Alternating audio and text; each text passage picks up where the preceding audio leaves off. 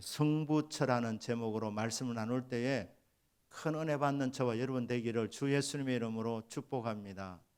아멘. 300이라는 영화가 있었습니다. 그리스 역사를 기초로 하여 만든 영화입니다. 페르시아 이 군대가 그리스를 침공했습니다. 그때 스파르타의 이 왕이 300명의 정예 부대를 이끌고 이 페르시아 100만 대군과 맞습니다. 3일 동안 전투가 벌어지는데 그 전투를 통하여서 300명의 이 스파르타 이 정예 군인들이 왕을 포함해서 다 죽임을 당합니다. 장렬하게 전사를 합니다.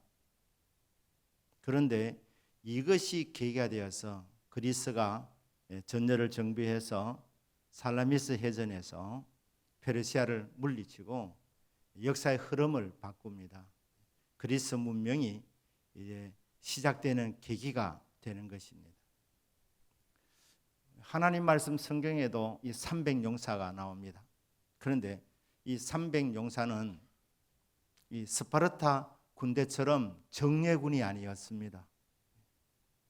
평범한 군인들이었습니다. 미디안과 아말렉과 동방 이 군인들이 연합군을 형성해서 이스라엘을 치러 이스라엘 골짜기에 주둔하게 됩니다. 그때 기드온이 사람을 모읍니다. 그래서 이 모집에 호응한 사람이 32,000명입니다. 32,000명. 근데 하나님께서 이 32,000명도 많다는 거예요. 사실 적군의 숫자는 사사기 8장 10절에 보면 13만 5천 명이라고 그래야 돼요. 13만 5천 명. 여러분 32,000명인데 13만 5천 명에도 이게 사실은 이스라엘이 굉장히 불리한 전투였습니다. 그리고 이 미디안 연합군은 낙타 때도 많이 몰고 왔습니다. 보급품이 많았다는 말입니다. 식량도 빵빵하게 준비했다는 말입니다. 장기전, 단기전 무엇을 해도 이스라엘은 절대적으로 불리한 전투였습니다. 상대는 숫자도 많았고 무기도 좋았고 이스라엘은 무기가 뭡니까? 나중 보면 알지만 숫자도 300명밖에 되지 않고 무기가 뭐냐면 횃불, 항아리, 나팔 이런 것이었습니다. 이 게임이 안 되는 겁니다. 여러분 뭐 전략을 잘 짠 것 같지만 무기가 얼마나 형편없었으면 그러니까 뭐 쉽게 말하면 이 13만 5천 명의 연합군 정예 부대와 이쪽은 그냥 농사하다가 나라가 망할 것 같으니까 그냥 다급한 마음으로 모인 군사들입니다. 농군에 가깝습니다. 그런데 하나님이 별로 준비 안 된 이 32,000명 군사인데 하나님 많다는 거예요. 그래서 무서워하는 사람 돌아가라 하니까 많이 돌아갔습니다. 10,000명이 남았습니다. 14만 5천 명인데 10,000명 이것도 사실 게임이 안 되는데 하나님이 아직도 많다. 그래서 결국 추려낸 게 300명입니다. 여러분 300명 대 14만 5천 명은 1대 450입니다. 1대 450. 그만큼 실력이 있었느냐? 그렇지 않습니다. 오합지졸 300명. 그런데 하나님께서 이 300명의 군사를 이끌고 미디안 연합군 14만 5천 명을 물리친다는 것입니다. 하나님께서 이 전쟁의 승리를 주려고 이 기드온을 부릅니다. 기드온에게 끊임없는 이 믿음을 주는데 기드온은 확신하지 못했습니다. 이 미디안이 핍박을 심하게 하니까 기드온이 몰래 혼자서 밀을 까먹고 있었습니다. 포도주 틀에 숨어가지고. 이 사람은 자기밖에 모르는 지도자라고 할 수 없는 사람. 겁도 굉장히 많았던 사람이 기드온입니다. 그런데 하나님께서 어느 날 하나님의 천사를 보내가지고 기드온에게 뭐라고 말하냐면 큰 용사여 여호와께서 너와 함께 하시는도다. 큰 용사라고 용기를 줍니다. 그런데 기드온은 마음에 와닿지 않았습니다. 확신하지 못했습니다. 왜? 자기를 보니까 너무 초라하니까. 리더가 될 만한 자격이 없는 겁쟁이인 것을 기드온은 너무너무 잘 알고 있었기 때문에 하나님의 사자가 큰 용사여 하나님 너와 함께 하신다 이 말씀을 해도 별로 확신하지 못했습니다. 마음이 움직이지 못했습니다. 그런데 하나님께서는 이 확신하지 못하는 기드온을 이 모양 저 모양으로 하나님이 함께 하시는 것을 보여주시는 것입니다.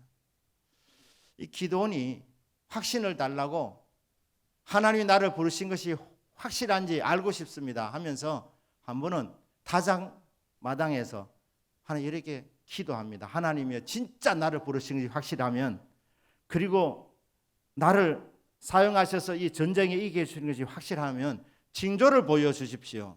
무슨 징조입니까? 밤에 이슬이 내리는데 이 타작마당에 양털의 비를 이슬이 내리게 하시고 주변은 그냥 이슬이 내리지 않게 해 주십시오. 아침에 일어나서 보니까 기드온이 요청한 대로 양털에만 이슬이 아주 짤 정도로 그렇게 물이 가득했습니다. 나머지는 깨끗했습니다. 그러면 기드온이 소명을 확실해야 되는데 기드온이 그래도 확신하지 못합니다. 또 뭐라고 요청합니까? 하나님이요 한 번만 더 제가 구하겠습니다. 용서해 주십시오. 한 번만 더 징조가 응하면 하나님 나와 함께 해주시는 것을 저는 믿겠습니다. 전쟁터로 나가겠습니다. 이렇게 약속을 합니다. 뭐라고 하냐면 양털에 이슬을 머금는 것은 쉬운 것 같으니까 이번에는 정반대로 양털에는 물이 전혀 없고 마르고 주변만 물이 가득하게 해주십시오. 하나님 그것도 응답해 주셨습니다. 아침에 일어나 보니까 기드온이 요청한 그대로 되었습니다. 그러면 알았습니다 하고 전쟁터로 가면 되는데 이 기드온은 얼마나 믿음이 적은 사람인지 징조가 다 응했음에도 불구하고 망설입니다. 이제 오늘 사사기 실장인 내용인데 하나님께서 기드온아 내가 너와 함께 할 것이니까 이 300명 데리고 전쟁하기 위해서 내려가라 이렇게 말씀합니다. 근데 네가 그래도 여전히 두렵거든. 네 부하 보라를 데리고 적진에 한번 가봐라. 그러면 그 적진에서 네가 무슨 소리를 듣게 될 것이고 그때 네가 용기를 갖게 될 것이다. 믿음을 갖게 될 것이다. 그렇게 해서 부하 보라를 데리고 이제 적진으로 갑니다. 가서 보니까 정말 군사들이 많았습니다. 연합군이 적군이 많았습니다. 메뚜기 떼처럼 이스라엘 골짜기에 이 연합군이 누워 있었습니다. 이런 메뚜기 떼 셀 수 없이 많다는 것입니다. 그리고 낙타의 숫자도 해변의 모래처럼 많았다. 그래서 기드온이 말합니다. 보라에게 야 진짜 많다 그지? 정말 많다. 그러니까 이 보라가 이렇게 말했을 것입니다. 부풀려서 말했다는 말입니다. 진짜 많네요. 한 100만 명은 되는 것 같습니다. 진짜 엄청나게 바닷가의 모래 숫자만큼 메뚜기 떼처럼 정말 적군의 숫자가 많았습니다. 그런데 그 적진 가까이 가보니까 두 병사가 대화를 하고 있는 게 들렸습니다. 한 군사가 이렇게 말한 거예요. 적군입니다. 내가 간밤에 이상한 꿈을 꿨다. 무슨 꿈인데? 보리떡 한 덩어리가 이 적전에서 보리떡 한 덩이가 굴러오더니만 우리 진영에 한 이 막사라 해도 될 겁니다. 그죠? 이 굴러들어오더니만은 이 보리떡이 이 진지를 무너뜨려 버렸다. 이게 말도 안 되는 이야기 아닙니까? 보리떡 하나가 도대체 어떻게 진영을 무너뜨린단 말입니까? 이 말을 듣고 그 다른 병사가 말도 안 되는 얘기 하지 마라 이렇게 얘기를 하지 않고 뭐라 말이야? 그 꿈은 그냥 꿈이 아니야. 그 꿈은 기도원의 칼날이라는 거예요. 기도원의 칼날. 하나님께서 기도원의 손에 우리 미디안 이 군사를 맡기셨다. 무슨 말입니까? 기도원이 쳐들어와서 우리는 전쟁에 치게 되어 있다. 이런 해석을 하게 되었습니다. 이 해석을 들으면서 오늘 15절 말씀입니다. 기도원이 그 꿈과 해모하는 말을 듣고 경배했다. 이게 기도원이 300용사를 통하여서 전쟁하게 되는 이 승부처였습니다. 기도원은 자기 자신을 너무너무 잘 알고 있었는데 하나님께서 큰 용사여라고 그렇게 격려할 때에 격려는 고맙지만 그렇게 마음에 와닿지를 못했습니다. 확신하지를 못했습니다. 이 전쟁 이길까? 100% 이긴다 확신을 못했습니다. 징조를 구해서 2번 다 응답받았을 때도 기도는 확신하지 못했습니다. 그런데 언제 기도원의 마음이 움직여졌느냐? 이 적군의 2 병사가 한 사람은 꿈을 꾸었고 또 다른 병사가 꿈에 대한 해석하는 내용을 들으면서 보리떡 한 덩어리 바로 그게 자기라는 것이 깨달아진 겁니다. 나는 보리떡이란. 여러분 떡도 비싼 떡도 있고 맛있는 떡도 있습니다. 그런데 정말 형편없는 보리떡. 이 말을 듣는 순간 하나님 나를 쓰시는구나. 나는 보리떡같이 형편없는 존재, 보잘것없는 존재지만 그러나 이런 보잘것없는 존재를 하나님이 쓰시기 때문에 하나님이 함께 하시기 때문에 이 전쟁은 반드시 이긴다. 이 확신이 들어오게 된 것입니다.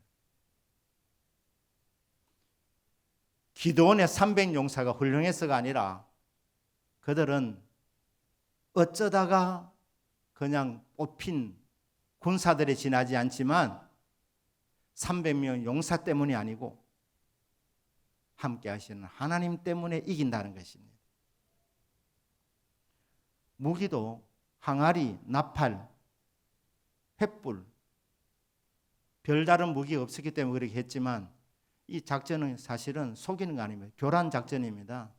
적이 간파했다면 그냥 다 순식간에 죽음으로 끝날 그런 300명이지만 하나님께서 그 적진이 임무교대하는 시간에 잠자는 사람이 일어나면서 아군을 적군으로 오해를 해서 서로 그냥 치고받으면서 이 13만 5천 명이 스스로 자멸하게 되는 이 놀라운 전쟁이 일어나게 되었습니다. 사랑하는 여러분, 우리 인생에 승리하게 되는 이 전환점이 언제 있느냐? 내가 하나님 앞에 어떤 존재인지 정확하게 아는 데서부터 시작되는 줄 믿으시기를 주님 이름으로 축복합니다. 나는 약합니다. 나는 주님 없이는 안 됩니다. 이렇게 형편없는 존재지만 주님이 나를 사랑하셔서 주님이 함께 하시기 때문에 주님을 인해서 저는 백전백정하게 될 줄 믿습니다. 이게 이 땅을 살아가면서 성도가 승리하게 되는 비결이라는 것입니다. 사도 바울이 말입니다. 훌륭한 선교사였습니다. 많은 교회들을 세웠습니다. 그런데 몸에 가시가 있었습니다. 이 가시가 얼마나 아프게 했는지 막대기로 자기를 그냥 계속 몽둥이로 치는 것 같은 그런 심한 고통이 있었습니다. 바울이 한 번은 하나님 앞에 불평을 놓았습니다. 하나님, 제가 선교를 더 잘하고 싶은데, 전도를 더 많이 하고 싶은데, 이 몸에 이 질병이 이 가시가 돼서 저를 계속해서 찌릅니다. 너무 아픕니다. 하나님이요, 내 육신의 영달을 위해서 치료해 달라고 하는 것 아닙니다. 하나님도 아시지 않습니까? 내가 더 건강하면 정말 더 열심히 선교를 많이 하겠는데 제 몸에 이 가시가 웬 말입니까? 하나님이요, 가시를 제거해 주셔서 더 힘있게 복음을 전할 수 있게 해 주십시오. 그렇게 하나님 앞에 기도했을 때 하나님의 대답이 뭡니까? 바울아, 내 은혜가 내게 족하도다. 내 능력이 약한 데서 강하여지고 약한 곳에서 온전하여지느니라.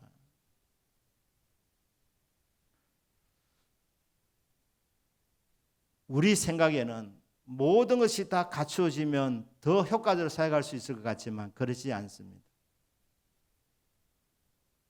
지혜롭고 유능하고 또 경제적으로도 뭐 부족함이 없이 이렇게 다 준비되어 있으면 더 전도를 많이 할 수 있을 것 같고 주의를 더 잘할 것 같지만 그렇지 않다는 것입니다.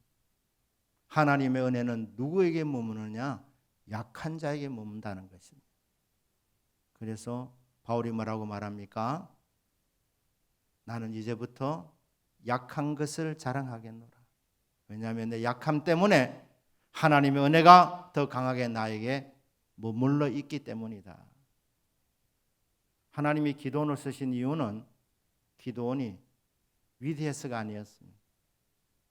기도원이 보리떡같이 정말 별 주목받지 못하는 인생이었기 때문에 하나님께서 보리떡을 사용하신다는 것입니다. 왜 하나님께서 300명, 그것도 정예부대가 아니라 그냥 어쩌다가 그렇게 뽑힌 300명을 사용하셨느냐? 숫자가 많아지면 그래도 우리가 좀 한 게 있지 않느냐, 이렇게 인간적인 자랑이 나올까 싶어서 하나님이 이 전쟁은 하나님께 속한 전쟁이기 때문에 그래서 300명을 나머지를 다 그냥 돌려보내고 300명 오합지졸들을 들어서 하나님께서 미디안 연합군 14만 5천 명을 물리쳐 주셨다는 것입니다. 사는 여러분, 저와 여러분은 이 인식이 늘 있기를 축복합니다. 나는 약한 존재라는, 나는 부족한 존재라는. 하지만 실망하지 않는 것은 이 연약한 나를 하나님이 더 아끼시고 더 사랑하셔서 하나님이 임마누엘 되어 주시기 때문에 내 힘이 아닌 함께 하시는 하나님의 은혜로 된다는 것, 이 믿음을 가지기를 주 예수 이름으로 축복합니다. 아멘. 자, 이 두 사람의 이 꿈 이야기와 해몽하는 이야기를 듣고 이 기도원이 그 자리에서 뭘 합니까? 경배했다는 말, 예배드렸다는 말입니다. 예배. 엎드려 경배했습니다. 여러분, 우리가 인생길에서 승리하게 되는 그 비결이 어디에 있느냐? 우리 인생의 승부처는 저는 예배하는 장소에서 결정된다고 믿습니다. 쉽게 말해서 여러분 오늘 금요기도에 예배드리는 이 장소가 여러분, 승부처라는 사실입니다. 이 사사기 전에 모세가 아말렉과 전쟁하게 될 때 여호수아를 군대 장관으로 임명하고 전쟁터로 보냅니다. 그리고 모세는 산꼭대기로 올라갑니다. 그리고 산꼭대기에서 손을 들었다 기도했다는 말입니다. 모세의 믿음이 무엇입니까? 이 아말렉과의 전쟁의 승부처는 여호수아 장군이 군사령관으로 이렇게 이스라엘 군대를 이끌고 나가서 아말렉 군대와 이렇게 백병전이 벌어지는 그 치열한 전투 현장이 승부처가 아니라 모세는 기도하는 장소에서 승부가 결정된다고 그렇게 믿었던 것입니다. 그래서 이 전쟁터 전체를 볼 수 있는 산 높은 곳으로 꼭대기로 올라가서 그곳에서 모세가 손을 들었다는, 기도했다는 겁니다. 왜냐하면 여기서 전쟁의 승패가 결정되기 때문에. 그래서 그가 손을 들고 기도할 때 전쟁이 유리하게 돌아가는 겁니다. 피곤해서 손이 내려오면 불리해지는 것. 이 모습을 지켜보던 아론과 홀이 옆에서 모세가 계속 기도할 수 있도록 도와주었다. 해가 질 때까지 손이 내려오지 않았다. 해가 질 때까지 그가 기도했더니 하나님께서 이스라엘 이 군대가 아말렉을 이기도록 하나님께서 응답을 내려주셨다는 것입니다. 그러니까 여러분 인생의 승부처는 기도의 골방입니다. 이 금요 기도회 하는 이 장소가 여러분 6일간의 세상 삶 속에서 승부가 결정되어지는 장소라는 말입니다. 승부가 결정되는 시간이 기도하는 시간입니다. 그러니까 여러분 이 시간이 정말 소중한 시간으로 알고 어차피 기도하시는데 여러분 간절하게 기도할 수 있는 믿음이 있기를 주 예수님 이름으로 축복합니다. 예배하셔야 되는 거예요. 그때 기도원이 감동을 받고 100% 확신을 하게 되면서 이 전쟁은 이기는구나. 내가 잘나서가 아니라 보리떡같이 정말 미약하고 미천한 존재이지만 하나님이 함께 하셔서 이 전쟁은 반드시 이기는구나. 이 깨달음이 왔을 때에 그가 한 것은 그 자리에서 예배했다는 거예요. 경배했다는 것입니다. 그러니까 적진에서 예배가 올려진 것입니다. 그 적진 그 근처 그곳이 바로 예배처가 된 것입니다. 하나님은 우리 성도들로부터 예배 받으시기를 원하십니다. 사실 무서워서 내려갔는데 하나님께서 기도원을 그곳에 보낸 것은 확신을 주기 원하셔서 보내기도 했지만 하나님은 기도원으로 하여금 예배 드리도록 하나 예배 받으시기를 원하셨습니다. 경배 받기를 원하셨던 것입니다. 그러니까 오늘 이곳에서 저와 여러분이 영과 진리로 예배를 올려드리게 될 때 하나님은 우리 예배를 받아주십니다. 예배의 성공이 인생의 성공입니다. 이곳에서 예배를 드리면서 하나님이 나와 함께 하시는구나. 이 뜨거운 마음이 오게 될 때, 믿음이 오게 될 때에 여러분 세상 속에 나가서 그 믿음대로 그 예배 드린 그때 주신 그 감동 그대로 승리의 열매를 따게 된다는 것입니다. 저와 여러분의 인생길에 있어서 예배가 그만큼 중요한 것입니다. 기도가 그만큼 중요한 것입니다. 이 예배를 받으시고 기도원이 뜨거운 마음을 갖고 돌아와서 이스라엘 백성들 300명 용사에게 말합니다. 일어나자. 하나님께서 우리 손에, 너희들의 손에 미디안 연합군을 붙여 주셨노라. 확신으로 선포하게 됩니다. 그리고 세대로 나누어서 가서 놀라운 승리를 거두게 되는 것입니다. 말씀 마칩니다. 여러분, 인생의 승부처는 기도하는 이곳입니다. 인생의 승부처는 예배드리는 이 장소입니다. 우리의 연약함에도 불구하고 우리를 사랑하시는 그 하나님, 우리와 함께 해주실 그 하나님, 이곳에 와서 예배를 들으시는, 예배를 받으시는 그 하나님 앞에 마음과 뜻과 성품을 다해서 예배를 올려드리게 될 때 하나님 그 예배를 받으시고 우리의 삶의 현장에서 우리에게 복의 열매를 거두게 하십니다. 오늘 저와 여러분의 기도가 응답이 나타나는 기도가 되기를 주 예수님 이름으로 축복합니다. 오늘 이 예배가 하나님께서 기뻐 받으시는 예배가 되기를 주 예수님의 이름으로 축복합니다. 아멘. 우리 기도하겠습니다.